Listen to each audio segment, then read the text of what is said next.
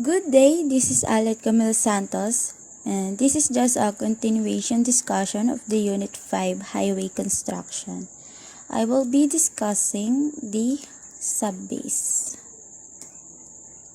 Table of Contents. So, this report contains the following: the history, the definition of subbase, function of subbase, aggregate subbase course material requirement, and the placing of aggregate subbase course. So, first, let's start with the history. So, history, subbases. The Romans built over 53,000 miles of roads primarily to facilitate the movement of troops and supplies beginning in about 500 BC. As vehicles continued to evolve and increase in size and weight, the need for sturdier road surfaces grew, leading to key innovations in the road construction arena. So, yung paggamit ng subbase or bases is known for thousands of years pa, more specifically nung 500 BC or before Christ era pa lamang. Yung mga Romans, they see the need for or the importance ng pagprotekta dun sa natural earth subgrade or yung pinakalupa na dinadaanan ng mga sasakyan. So, dahil nga sa laging nadadaanan ito ng mga cart or yung mga chariot o yung chariot, ito yung vehicle na ginagamit noong unang panahon pa lamang. Ito yung para siyang kalesa. May hinihila siyang cart na parang pwedeng upan na cart tapos may kabayo. Yun yung humihila dun sa cart. So, dahil nga nakikita nila na nadadamage yung natural earth subgrade or yung lupa, naisipan nila na ang paggamit ng multiple layers of stones or yung subbase, base, tapos yung pinaka-surface na daraanan na ng vehicle. History. So, this is the Appian Way. The Appian Way, Rome's gateway to the east, was Europe's first superhighway and the wonder of its day. Renowned tourist attractions such as the Appian Way were constructed with multiple layers of stones which formed the subbase, base, and surface. So, ito nga yung first superhighway sa Europe na ginawa noon, and naging parang tourist attraction na din siya dahil sa ginawang ito. So, ito yung way na nagko-contain ng subbase, base, and etong surface na pinakadaan or nagsiserve as the pavement. Next is, what is subbase? So, let's now define what is subbase. According to Merriam-Webster, so subbase is underlying support placed below what is normally construed as a base, a pervious fill such as crushed stone placed under a roadbed. And in engineering, the subbase is a structural layer which accepts greater compressive stress than the subgrade and thus reduces the deformation of the pavement under traffic loading. Subbase is made up of smaller rocks of various sizes and particles often used to fill the space or gaps which can be compacted to form a more solid surface. So, normally or most of the time, diba, ang akala lang natin road is only made of cement or asphalt or yung isang layer lang siya kasi diba yun lang yung usual na nakikita natin or naabutan lang natin na ginagawa sa isang kalsada, but in reality it is made up of multiple layer. Hindi lang basta kinonstruct siya doon sa earth, road, or on top of the natural soil. It is consists of supporting layers at isa na nga doon yung subbase course. So, as we can see in this picture, ito yung layer na nakikita lang natin, itong surface course.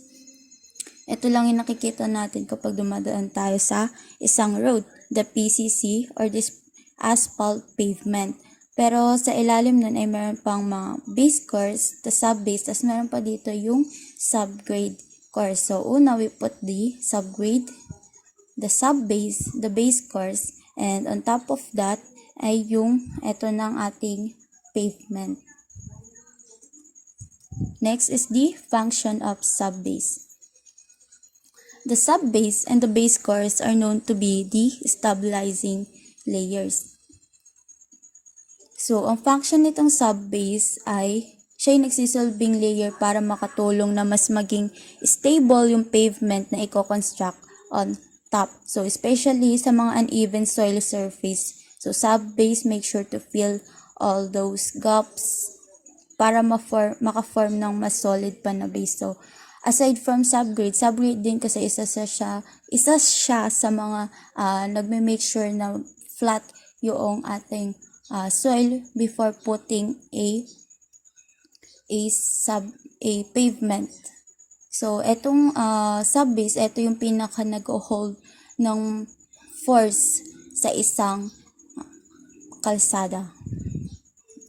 So, sabi nga dito, it helps to prevent pumping of fine-grained subgrade soils. So, tinutulungan nito na maiwasan yung pag-pump ng soil sa pinaka-ilalim ng pavement. So, 3 factors exist that leads to the loss of soil beneath: pumpable soils, excess water under the pavement, frequent heavy truck loads.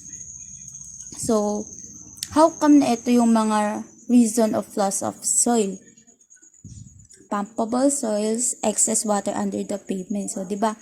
What do you expect kapag maraming sasakyan ang dumadaan sa isang road tapos malambot yung lupa beneath that pavement and the water were stuck under the pavement? Syempre, maalis nito or it will remove some soil beneath the slab edges and joints. So, 'di ba kapag napapump yung pavement, nawawala or naaalis yung mga ibang soil doon sa ilalim kasi nga malambot yung lupa tapos stuck pa doon yung water. Then the soil will come out. That will cause the destruction or sa pag-crack or pagkasira ng ating pavement. Lalo na kapag heavy yung mga vehicles na dumadaan, yung tulad ng mga malalaking trucks, yung mga mabibigat. So, yung mga soil sa gilid or ilalim ng road ay nawawala or nababawasan that made the pavement above unstable and lead to a crack and destruction of road. So, it is very important na maglagay ng subbase, but sa mga streets naman or sa mga secondary roads, yung subbase ay hindi naman nire-require or hindi ganong kailangan kasi hindi naman dumadaan doon usually yung maraming sasakyan or yung mga mabibigat na sasakyan, or kung meron man ay hindi ganon kadalas tulad nung sa main road or sa mga highway na marami talagang dumadaan. I mean, may it be a small or big vehicles. So, pavement layers. So, na-discuss ko na din to kanina. So, dito meron tayong surface. Ito yung pinaka-pavement or yung dinadaanan nung ating mga sasakyan. The base course, the subbase, and itong subgrade. So, itong embankment, ito lang din na yung subgrade. Ito yung nakakatulong na parang i-elevate pa yung ating road para maiwasan yung pag-stuck ng water or maano siya ng tubig or ng flood. Ganun. And this is one of the example ng aggregate na ginagamit sa ating subbase. Next, aggregate subbase course material requirement. Aggregate for subbase shall consist of hard, durable particles or fragments of crushed stone, crushed slag or crushed or natural gravel or filler of natural or crushed sand or other finely divided mineral matter. So, ayun lang yung mga materials na ginagamit sa ating subbase. Ito yung example sa makikita nyo naman sa picture. Ito yung ginagamit sa ating construction of road. Next, according to the DPWH Blue Book, reading requirements. So, di ba doon sa ating construction materials and testing, pinag-aralan natin yung about sa sieve analysis. Ito yung maraming sizes ng sieve, yung sa butas niya na doon nagpa-pass through yung yung aggregate depends sa kanilang sizes. It helps to distribute the different sizes of the aggregate. So this is the grading requirements according to the DPWH Blue Book. So standard in millimeters, 50 millimeters, alternate US standard 2 inches, and 100 mass percent passing. Then the 25 millimeter, 1 inches, and 55 to 85% yung nagpa-pass through doon sa ating sieve. And in 9.5 millimeter, 3/8 inches. And 40 to 75% naman yung nagpa-pass through. Then in 0.075 millimeters, 0 to 12 mass percent passing. So, dito babasahin ko na lang kasi it's understandable naman na. So, the fraction passing the 0.075 mm number 200 sieve shall not be greater than 0.66.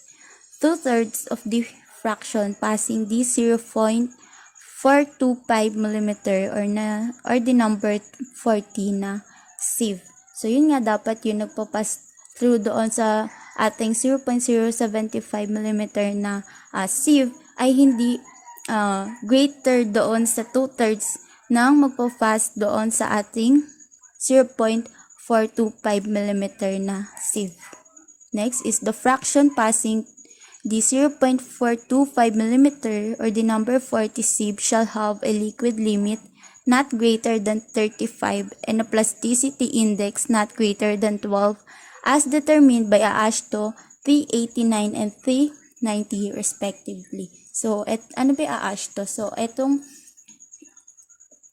AASHTO na to ay American Association of State Highway and Transportation Officials. So, ito sila yung standard setting body na nagpapublish ng mga specifications and guidelines in terms of highway construction. Third is the coarse portion retained on a 2 mm number 10 sieve shall have a mass percent of wear not exceeding 50 by the Los Angeles abrasion test as determined by AASHTO or the AAS HTOT 96. Fourth is the material shall have a soaked CBR or the California bearing ratio value of not less than 25% as determined by AASHTO T193. The CBR value shall be obtained at the maximum dry density and determined by AASHTO T180 method D. Next is the placing of aggregate sub-base course.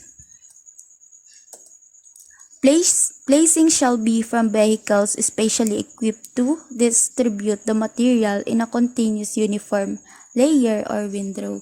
So, as for the placing of sub-base, ang ginagamit doon ay yung katulad nitong vehicle na ito sa picture, yung bulldozer or the motor grader to flatten itong ating aggregate course. Dapat even na mai-distribute siya throughout this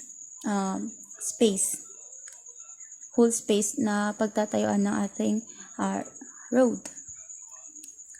And after flattening this aggregate ay i-compact siya ng ating road roller para makapag-form siya ng mas solid na ating base for a stable na road.